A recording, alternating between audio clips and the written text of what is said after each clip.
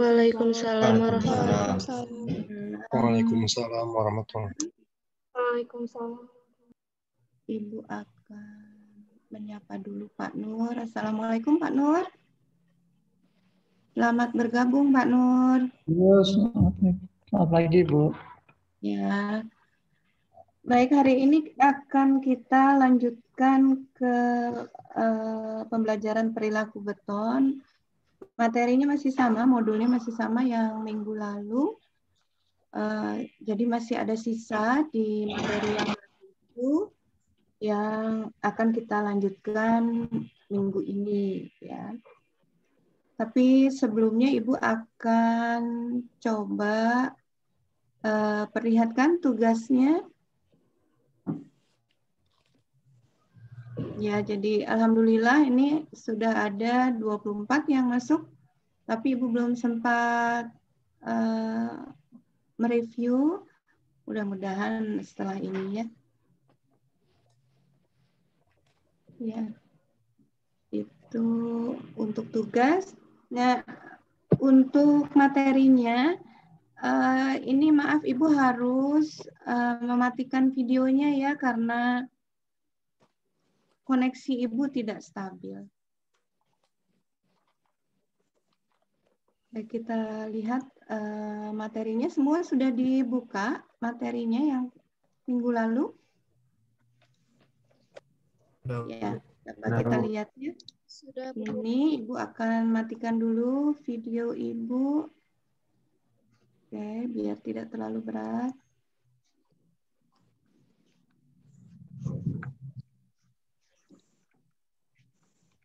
Ya, jadi minggu ini yang akan kita pelajari adalah kira-kira hal-hal apakah yang masih menjadi pemicu kerusakan pada struktur beton, ya.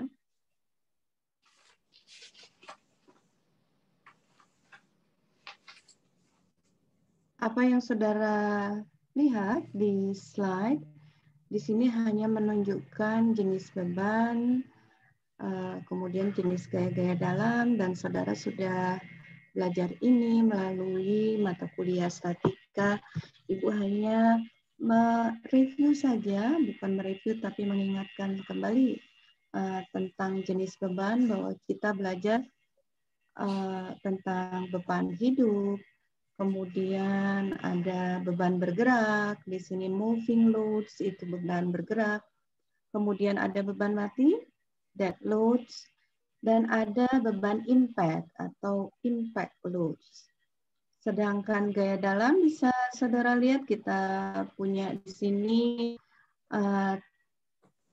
compression, C itu compression di daerah sini, bagian bawah.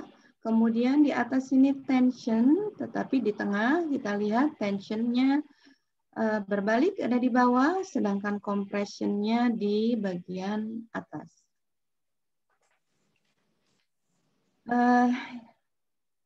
Kolom itu lebih banyak mengalami compression ya untuk kolomnya.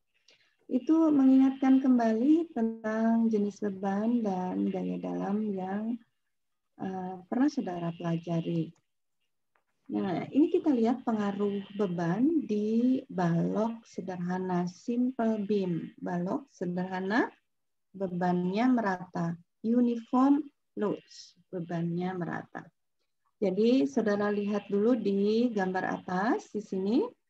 Ini adalah simple beam atau balok sederhana. Kemudian, saudara lihat juga keterangan yang bagian atas, itu adalah zona compression atau zona yang mengalami tekan, sedangkan yang bawah itu zona tarik. Ini terjadi jika bebannya bekerja seperti ini, ya, arahnya. Nah, kita lihat kemudian bagian kecil di tengah, ini yang kemudian diperbesar di bagian bawah dari slide saudara. Bagian kecil ini menunjukkan potongan di tengah bentang, ya. saudara lihat juga ada tulangan di bagian bawah bentang. Tetapi apa yang kita pelajari dari bagian kecil ini, bahwa di bagian atas ini terjadi compression, tekan. Nah, karena di bawah itu mengalami tarik, maka pada saat beton itu sudah tidak mampu lagi menahan tarik, akan mulai terjadi retak. Dan retaknya itu biasanya dia tegak lurus terhadap batang tulangan. Jadi kalau Ibu kehilangan kursor sebentar. Ya, nah ini kalau saudara lihat ini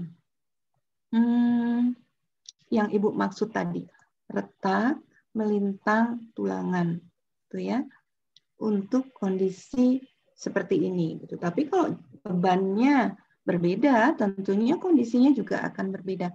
Oh ya, sebelum Ibu lupa, jangan lupa ini ya, siapkan catatan karena slide saudara itu hanya gambar, tidak ada narasinya. Jadi saudara perlu mencatat apa kemudian yang tidak saudara pahami dari penjelasan ini. Itu untuk simple beam. Nah, pada saat kita bicara beban, sebetulnya beban itu sudah dihitung pada saat tahap perencanaan, ya. Tetapi dalam masa perencanaan, dalam masa pelaksanaan, dalam masa pemakaian bangunan, itu ada hal-hal yang terkait beban yang memungkinkan terjadinya kerusakan. Nah, ini bisa atau bisa terjadi karena adanya kecelakaan, misalnya ya. Kemudian kecelakaan itu maksudnya tidak sengaja, bebannya menjadi tidak sesuai dengan beban rencana. Itu yang dimaksud kecelakaan ya. Tetapi ada juga kesengajaan. Nah, kalau kesengajaan itu karena perubahan fungsi ruang atau menambahkan beban melebihi batas yang ditentukan. Itu kesengajaan. Beda dengan kecelakaan. Kalau kecelakaan tadi tidak sengaja gitu ya. Bebannya berlebih. Kemudian bisa juga, tapi itu terjadi pada tahap perencanaan kesalahan tersebut. Berikutnya ada kesalahan selama masa konstruksi. Misalnya material konstruksi diletakkan berlebihan pada masa konstruksi, sehingga dia membebani elemen struktur pada masa konstruksi. Ini belum jadi ya, kalau masa konstruksi itu belum jadi. Jadi kadang-kadang material itu ditimbun di area-area yang belum sepenuhnya kuat menahan beban, sehingga kemudian elemen yang dibebani tadi oleh material-material yang diperlukan dalam konstruksi menjadi berlebihan, gitu, sehingga terjadi kerusakan. Atau bisa juga belum cukup umur, bekistingnya sudah dibuka. Itu kemungkinannya. Kemudian kita coba lihat berikutnya. Ini kasus kalau tadi simple beam di bentang di dua tumpuan, kalau ini di balok menerus. Ya, balok menerus itu berarti tumpuannya banyak. Ya. Nah, ini kalau saudara lihat di gambar saudara, itu adalah macam-macam retak yang mungkin terjadi pada balok menerus. Misal di sini bisa saudara lihat di dekat tumpuan ini ada retak akibat geser. Sedangkan di tengah ini, saudara lihat, ini adalah retak akibat lentur. Nah, sebelahnya di antara retak geser dan retak lentur, ini adalah kombinasi antara geser dan lentur. Ya, jadi yang ujung dekat tumpuan itu retaknya biasanya adalah retak yang diakibatkan oleh geser, sedangkan yang di tengah itu akibat lentur. Tapi di antara keduanya, yang ini di antara keduanya, itu retak akibat lentur dan geser. Ya. Ada gambar yang memperlihatkan contoh kerusakan. Memang ada kerusakan seperti itu, gitu ya. Gambar di bawah ini yang ada pointer ibu, coba lihat. Ini ada karakter retak geser lentur yang terjadi. Bagaimana dia terjadinya? Biasanya dia melintang tulangan sengkang. Jadi yang tegak ini adalah tulangan sengkang, sedangkan yang mendatar ini adalah tulangan memanjang. Ya, nah tulang kerusakan atau retak geser lentur yang di sini itu umumnya terjadinya seperti ini. Jadi dia memotong sengkang, ya, memotong sengkang. Itu ciri retak geser lentur. Baik, dari balok menerus kita akan lihat di sini untuk slab, beam, column. Jadi di sambungan yang menghubungkan slab itu di platnya di sini, beam itu baloknya, kolom yang tegaknya. Jadi umumnya ini kerusakan yang terjadi bisa karena perubahan volume akibat perbedaan suhu, bisa juga karena adanya regangan di bagian sambungan, bisa juga karena pergerakan pondasi, ya, pergerakan pondasi yang ada di bawah kolom. Tetapi kerusakan seperti ini bisa juga terjadi akibat beban yang berlebihan. Gitu. Bentuk-bentuk konstruksi yang melibatkan hubungan plat, balok, kolom ini banyak saudara lihat di gedung-gedung parkir misalnya. Seperti itu ya. Sehingga bentuk kerusakannya adalah kerusakan geser diagonal pada gambar di bawah ini. Ini Ibu ganti pointernya. Ibu coba highlight pakai warna. Di sini ini lihat, ini kerusakannya. Kerusakan yang terjadi. Dan jika beban yang mengakibatkan retak geser diagonal ini terlalu besar, maka kemudian akibatnya akan kolaps sebagian gedung. Ya. Kemudian jika, catatannya tadi, jika bebannya terlalu besar. Ada kasus-kasus yang menunjukkan seperti itu. Ini adalah gedung parkir, ya. Jadi kalau tadi kita lihatnya hanya satu kolom saja, tetapi kalau ini sudah menerus ke beberapa kolom, maka failure atau collapse seperti ini yang mungkin terjadi, ya.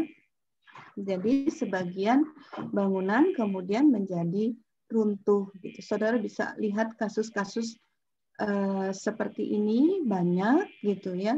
Kebetulan ini gambar yang Ibu cuplik. Ini adalah gedung parkir di Amerika, tapi di tahun 2017 itu di gedung parkir bandara di Eindhoven, Belanda, itu juga sama kasusnya.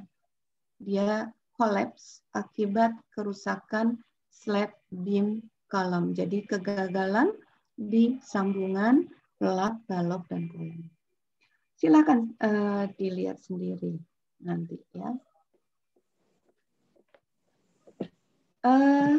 Berikutnya kita lihat ini untuk balok cantilever.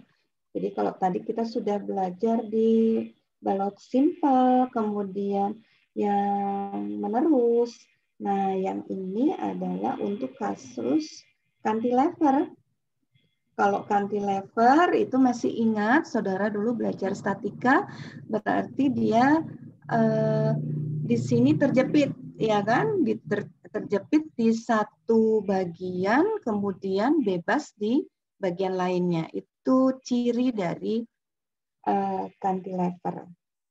Nah, biasanya di sini terjadi adanya tarik di bagian atas, ya.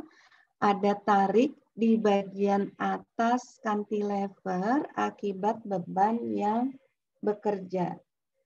Nah, ini biasanya saudara kenalnya dengan momen negatif, ya. Nanti dilihat lagi statikanya.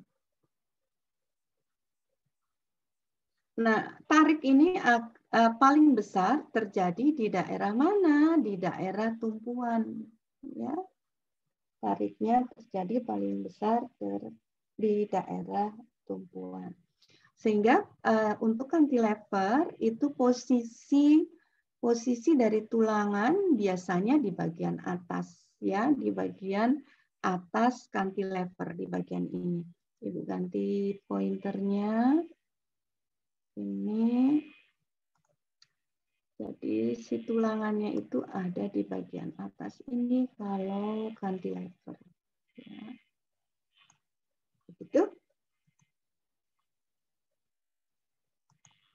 Saudara lihat gambar detailnya ini. Ini adalah gambar potongan dari cantilevernya. Maka saudara bisa lihat posisi tulangan di bagian atas. Ya. Nah, retak kemudian dia karena momen negatif tadi ada di atas, ya, tarik sebagian besar terjadi di atas, maka retaknya yang terjadi juga di bagian atas penampang. Gitu. Jadi yang ini saudara lihat bukan lagi di bawah seperti tadi. Pada saat kita belajar balok menerus atau balok simple, tetapi untuk cantilever itu menjadi di atas. Retak yang terjadi. Nah, catatan sedikit ini tentang retak. Jika dari tadi kita bicara retak, pada saat kita sudah harus berpikir tentang tegangan tarik pada elemen struktur, maka kita juga harus mengingat kembali karakteristik tiap-tiap material. Bahwa beton itu dia kuat terhadap tekan, tetapi lemah terhadap tarik. Tarik beton itu kurang lebih hanya 10% saja terhadap kuat tekan beton. Beda dengan tulangan. Kalau tulangan itu kuat terhadap tarik, ya. Sehingga di sini kenapa kemudian diretak tarik lentur ini? Karena batasan beton menahan tarik sudah terlampaui, ya. Itu. Saudara ingat kembali itu dulu saudara sudah belajar itu. Ya. Berikutnya kita lihat ini untuk struktur menerus, ya mungkin saudara TPPG gedung, tapi tidak ada masalah kita belajar yang sebelah kiri, ya. Di sebelah kiri Ibu ini, kalau saudara lihat struktur menerus yang ada mobilnya, tentunya mobil itu digambarkan untuk struktur jembatan di sini, ya, untuk struktur jembatan. Tidak apa-apa walaupun saudara TPPG, tapi kita belajar bagaimana sih di sini jika terjadi defleksi yang berulang, ya, atau dikatakan di sini repeated deflection. Kenapa dia repeated deflection? Karena si mobilnya ini kan jalan nih ya, si mobilnya ini jalan. Ya. Lihat nih di titik B. Jadi defleksi itu dia tidak hanya terjadi pada saat si beban ini di titik B. Ya. Nih. Jadi akibat beban berjalan ini, defleksi bukan hanya terjadi akibat atau pada saat mobilnya pas di titik B. Tidak.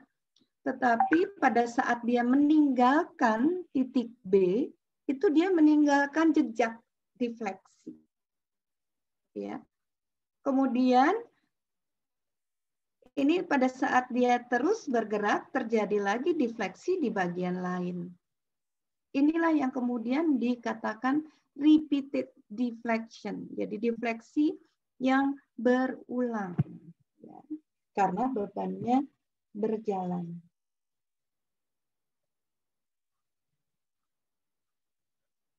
Jadi biasanya retak di bagian ini itu di bagian struktur menerus jembatan itu dia akan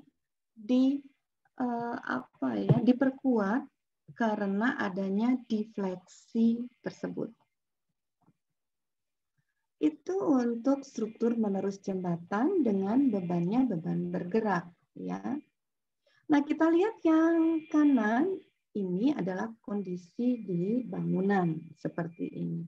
Jadi kalau kita bicara frame itu kita bicara portal. Nah, biasanya di sini kalau struktur-struktur yang dicor setempat itu dikatakan dia batangnya menerus, ya. Maka kembali lagi kita akan berurusan atau kita akan melihat lagi ada bagian-bagian yang mengalami momen negatif atau area tensile, area tarik.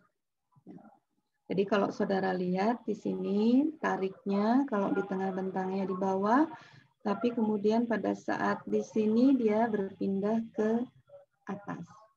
Itu bedanya ya antara defleksi akibat yang beban berjalan ya seperti jembatan dan defleksi yang terjadi di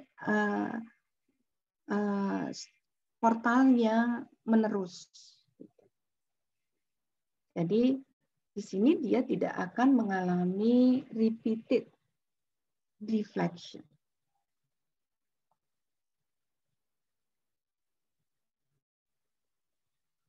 Walaupun biasanya untuk struktur-struktur seperti ini itu biasanya diberi sambungan expansion joint ya. Jadi untuk membantu meminimalisir defleksi tadi mempengaruhi terjadinya retak, maka kemudian diberi sambungan. Sama di jembatan juga seperti itu diberi construction joint atau expansion joint. Ya, berikutnya kita lihat yang di kolom nih. Kasusnya di kolom tadi pada saat awal kita lihat kolom itu pada umumnya dia mengalami compression, ya, tekan. Nah, klasifikasinya kerusakan pada kolom itu ada dua. Ada karena tekan, ada juga karena buckling. Ya, kalau tekan sudah jelas ya, tekan akibat adanya tekan yang berlebihan. Tapi kalau buckling itu tekuk.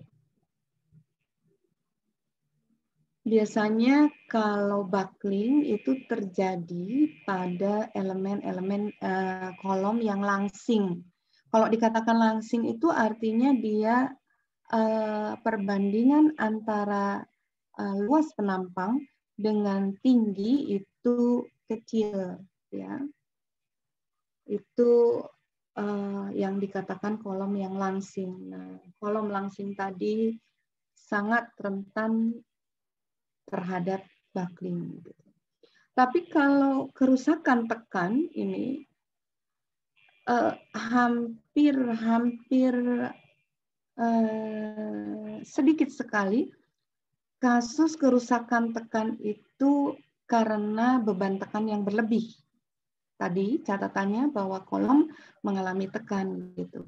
Mengapa begitu ini dikatakan jarang? Karena kita tahu beton itu kuat terhadap tekan. Walaupun dia nantinya akan mengalami deformasi. Deformasi karena tekan berlebih itu tentunya shortening, ya, memendek, ya. Karena beban berlebih gitu. Tetapi jika beban berlebih tekan tadi kemudian dipicu atau ditemani oleh misalnya adanya geser yang berlebihan, geser itu bisa karena apa? Bisa pada saat gempa terjadi. Ya. Maka yang saudara lihat kasusnya bisa seperti yang di bawah ini. Failure, ya, gagal. Gitu. Tapi kalau hanya tekan yang berlebih, itu tidak akan sampai separah ini rusaknya. Ada contoh lain, gambaran lain di kerusakan beton. Yang tekan itu yang seperti ini. Nah, ini biasanya terjadi karena ditemani adanya geser dari gempa, ya, sehingga dia kerusakannya parah gitu. Tetapi bisa juga nih kalau saudara lihat kerusakan pada kolom ini retaknya itu begini, membuat sudut. Nah, ini pola kerusakan geser namanya. Jelas ini kerusakannya akibat geser. Dan geser itu dominan pada saat terjadinya gempa. Ya. Untuk yang buckling itu gambarnya yang di bawah ini. Ini yang disebut dengan langsing gitu ya. Jadi karena kolomnya kurus tapi tinggi.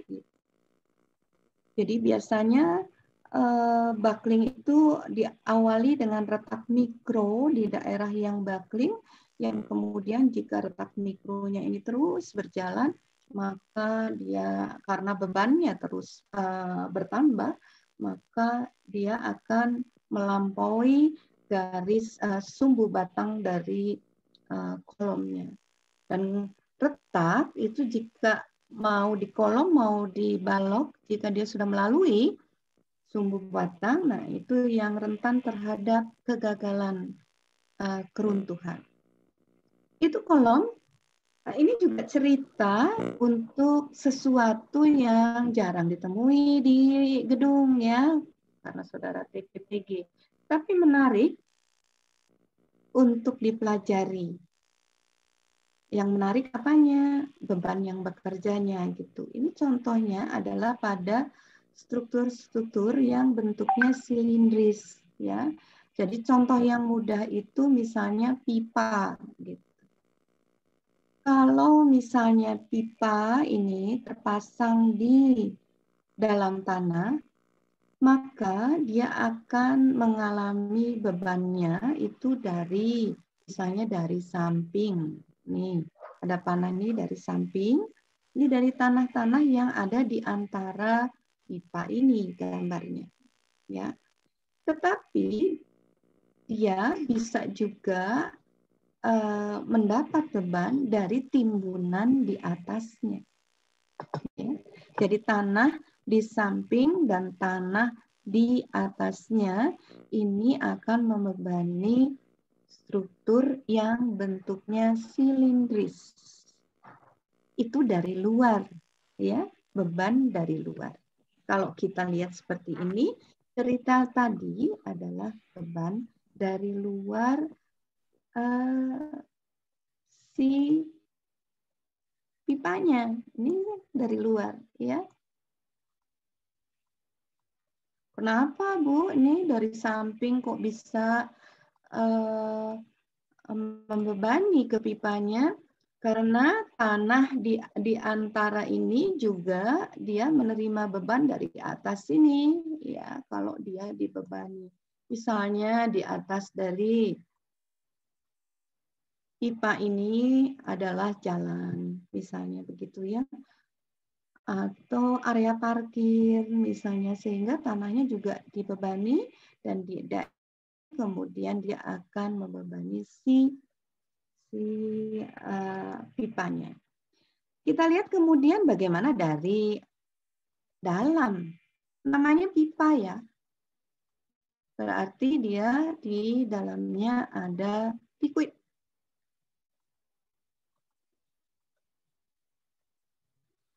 Artinya jika Ibu kemudian gambarkan liquid di dalamnya,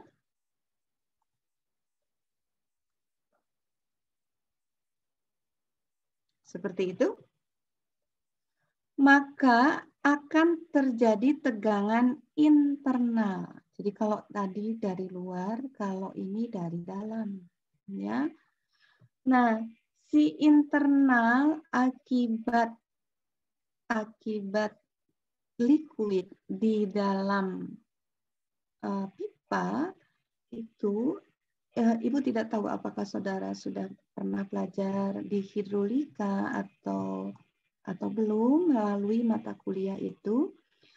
Tetapi jika kita bicara dengan liquid, bentuk tegangannya itu seperti ini.